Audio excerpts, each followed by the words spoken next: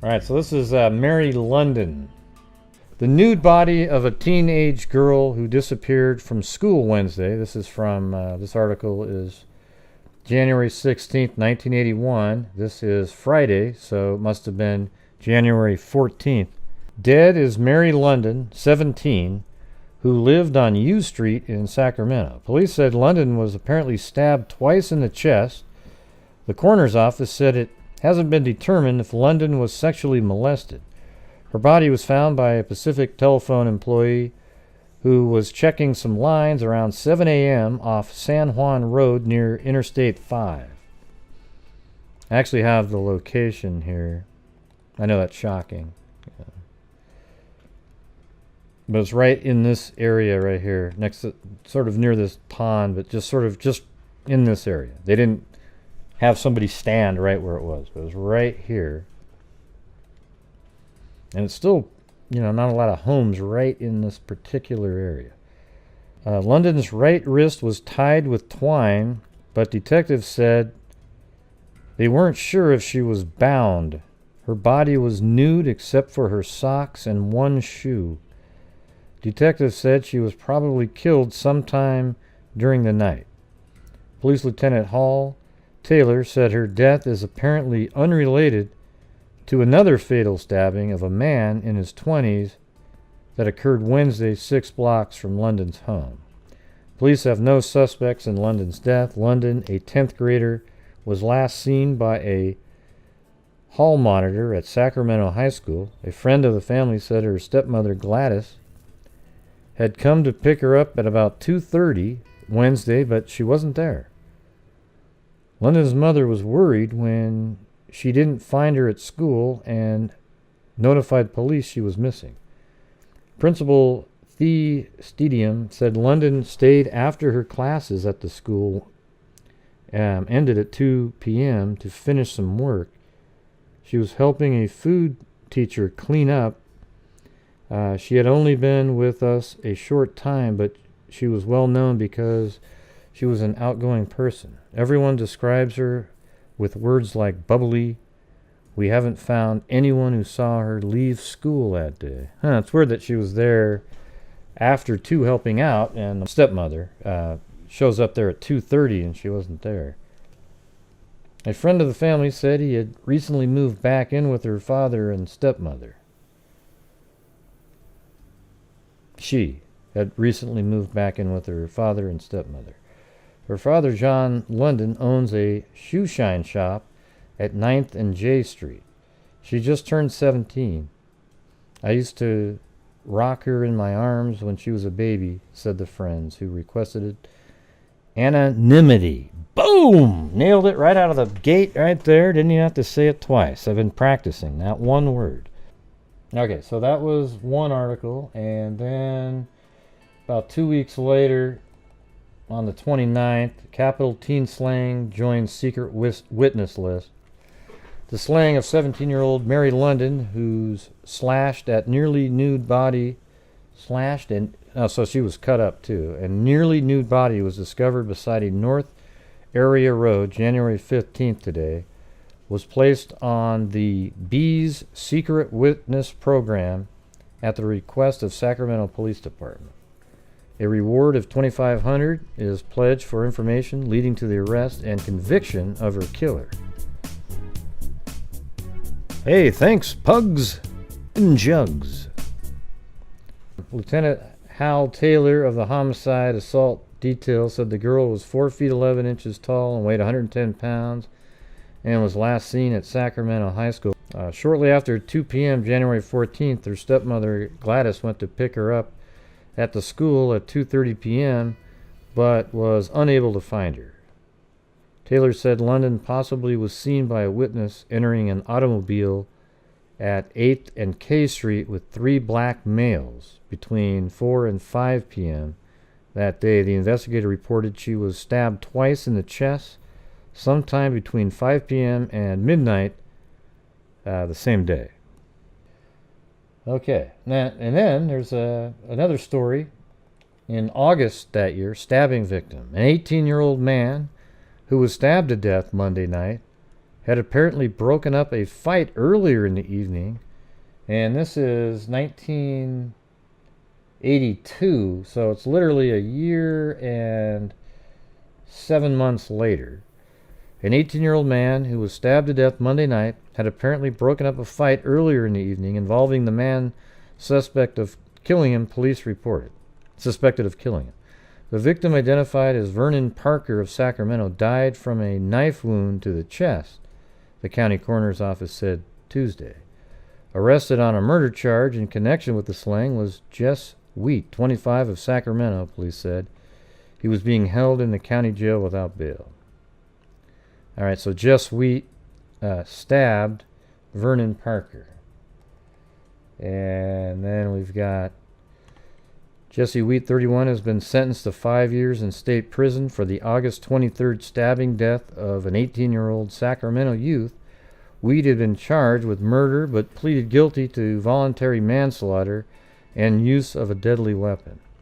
Witnesses said that Wheat, who was living in a downtown hotel, had been in a fight with a friend of Vernon Parker in the Hofbrau bar near 7th and L Street about 2 hours later. Parker came back to the bar, said he had been stabbed, and then collapsed. Wheat told investigators that he had been in a fight over a woman in the bar and that later he was assaulted by Parker and two of Parker's friends near 10th and L Street. He said he stabbed Parker in self-defense. And then we move forward here to this. Sacramento police made it official, announcing they have solved a nearly 40-year-old murder mystery. Police say they now know who killed 17-year-old Mary London. I caught up with the original detective, and now that this cold case is solved. I felt so happy for the family. Yes, David Swartz, a father of 8, says he will never forget the Mary London case. She was a developmentally disabled 10th grade student at Sacramento High School. She was living with foster parents and never came home on January 14th, 1981.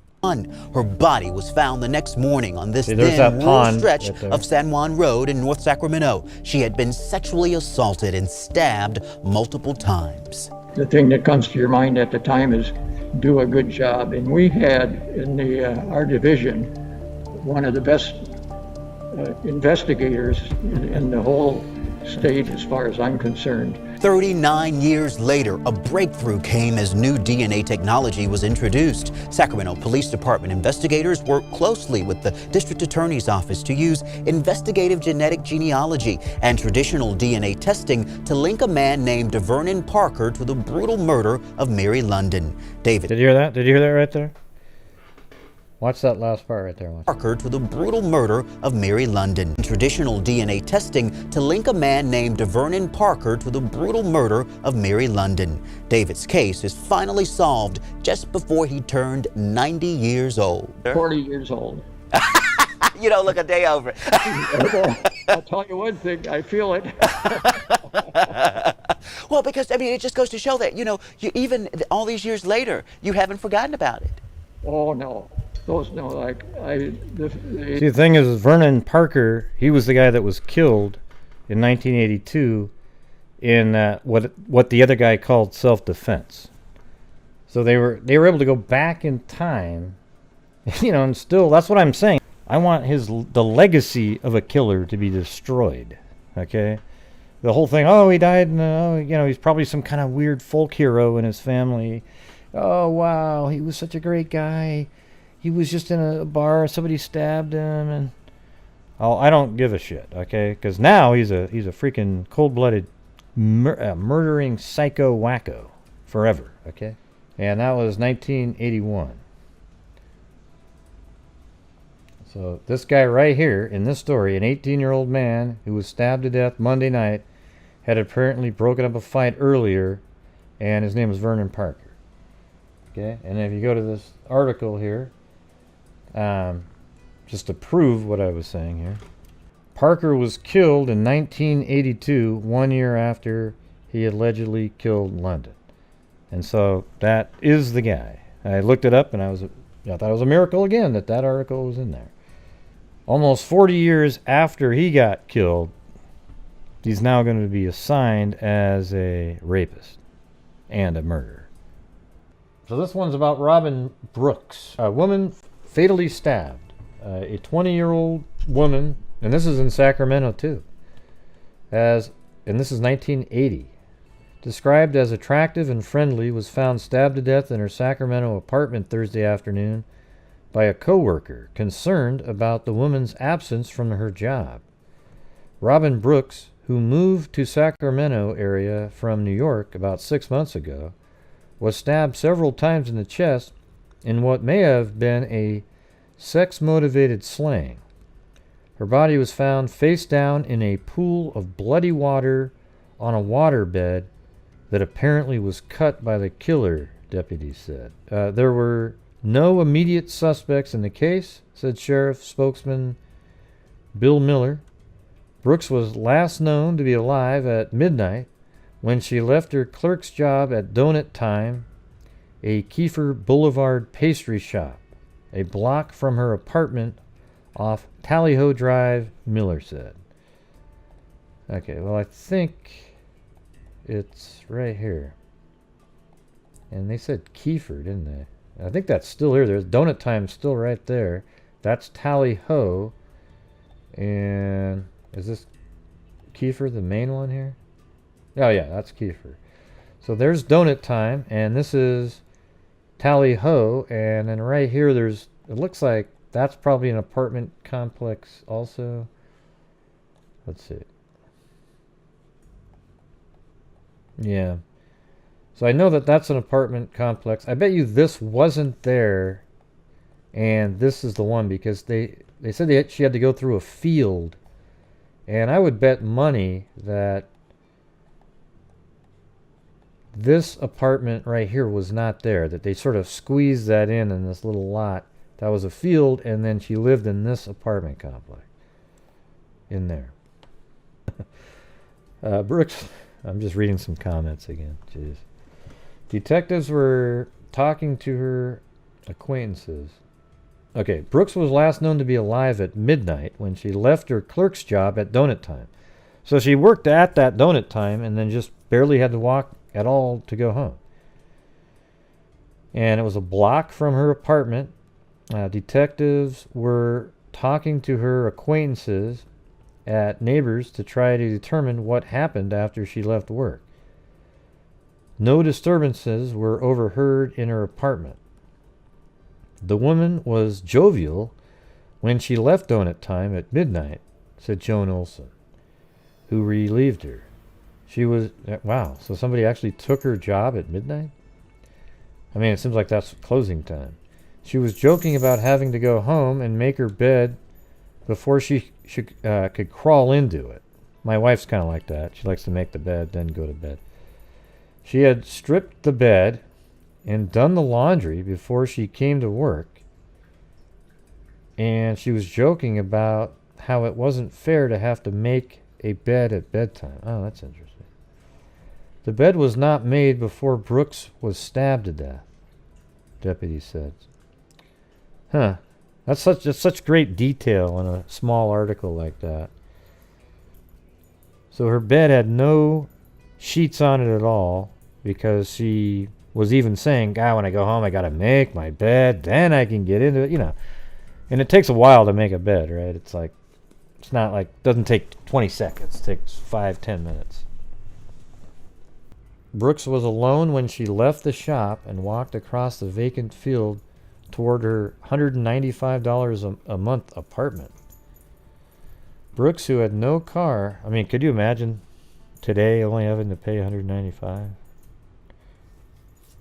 Brooks, who had no car, took the nearby apartment 6 weeks ago after she landed the job in the donut shop. Brooks had done nothing during her stay to attract any undue attention, Davis said. Clues scarce in probe of slaying. Sacramento County Sheriff detectives Friday were reconstructing the life of Robin Brooks and finding her to be a fairly typical 20-year-old woman, they said.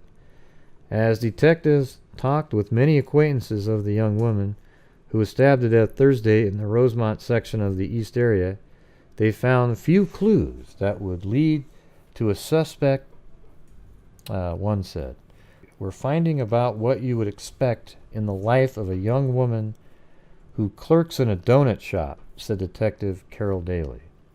Authorities have been unable to pinpoint the time of Brooks' slaying, they said. She was last seen alive when she left work at the donut time on Kiefer Boulevard near Tally Ho Drive at midnight Wednesday. Her body was found about 5 p.m. Thursday by a coworker concerned about the woman's absence from her job. Brooks, who lived alone in an apartment off Tally Ho Drive, moved to the Sacramento area from New York 6 months ago. Her death may have been sexually motivated, authorities said. So that's her right there. New DNA technology produces computer-generated image of suspect may help solve 1980 cold case killing. This is July 25th, 2017, and that was the Parabon Nano Labs image. And then here we go. That's him right there. It's funny because, I mean, he does look like that older image that they put in there. 40 years ago today, on April 24th, 1980, Robin Brooks left her normal shift at donut time on Kiefer Boulevard just after midnight. Later that day, a friend of Robin's arrived at her apartment for a scheduled swim date, but she did not receive any response at the door. She and other friends were unable to make contact with Robin throughout the day. At 4 p.m., when Robin failed to show up for her scheduled work shift, her friend forced her way into Robin's apartment and found Robin deceased in her bedroom. Robin had been sexually assaulted and stabbed multiple times. Robin was 20 years old at the time of her vicious murder. Yesterday, on April 23rd, 2020, Philip Lee Wilson was arrested in his North Sacramento home for the murder of Robin Brooks. He has been booked into the Sacramento County main jail. Thanks, Debbie. Before we hear from Sheriff Jones and District Attorney Schubert, I would like to inform you that in an effort to protect the integrity of the investigation and future prosecution, we cannot take questions specific to the investigation at this time. However, we are honored and excited to talk about the dedication of our Sacramento law enforcement family in bringing justice to victims and their families, not only in Robin's case, but all cases that are tirelessly pursued by detectives and the prosecution team for years, and sometimes, as in Robin's case, for decades. Yeah, so that's all she said. That was the ending right there. On April 24th, 1980, the sheriff's office said Brooks had left her regular shift at donut time shortly after midnight. She was expected to meet up with friends for a swim date, but never showed up, officials said. That's kind of weird that it says that, because I thought she was supposed to go home and make her bed, and there was nothing on the bed. After not being able to contact... Oh, wait, maybe that was the next day or something like that. No, it says she was expected to meet up with friends. After not being able to contact Brooks for some time, her friends forced their way into her apartment, where they found Brooks dead in her bedroom. She had been sexually assaulted and stabbed multiple times. What a nightmare for those friends. Could you imagine? And that first ray of hope came in 2004 when forensic DNA evidence was developed 25 years after the crime had been committed. That ray of hope came when our crime lab was able to develop a DNA profile from the person that left DNA behind in the rape murder of Robin Brooks. I can't go unsaid. Much credit goes to our crime lab for their persistence over the last 16 years. And over the years, we must all acknowledge that DNA and its ability to not only solve crime, but to identify the guilty and exonerate or eliminate those who are not, has not only evolved, but advanced really in a revolutionary way. I remember her during the East Area Rapist. Convicted offender DNA databases, familial search DNA databases, genetic phenotyping so that we might now know what the person might look like to help us lead us to the individual. And then came this revolutionary new tool called investigative genetic genealogy that coincidentally became known to us exactly 2 years ago today with the arrest of Joseph DeAngelo. Yeah. And with this new tool and some incredible work done by some folks in my office, Lieutenant Kirk Campbell, Investigative Assistant Monica Zykowski, side by side with Sergeant Links, oftentimes I know, because I would get the calls or the texts, late at night, after hours, and on weekends, all for the same mission in mind, to put a name and a face to the person that did this. This new tool, as I've said before, is the perfect marriage between science and dedicated police work. With these two working together, science and really extraordinary police work in this case, Philip Wilson now stands charged in a felony complaint in Sacramento County with the rape murder of Robin Brooks. And there he is right there. Hell, he's even got his coronavirus mask on.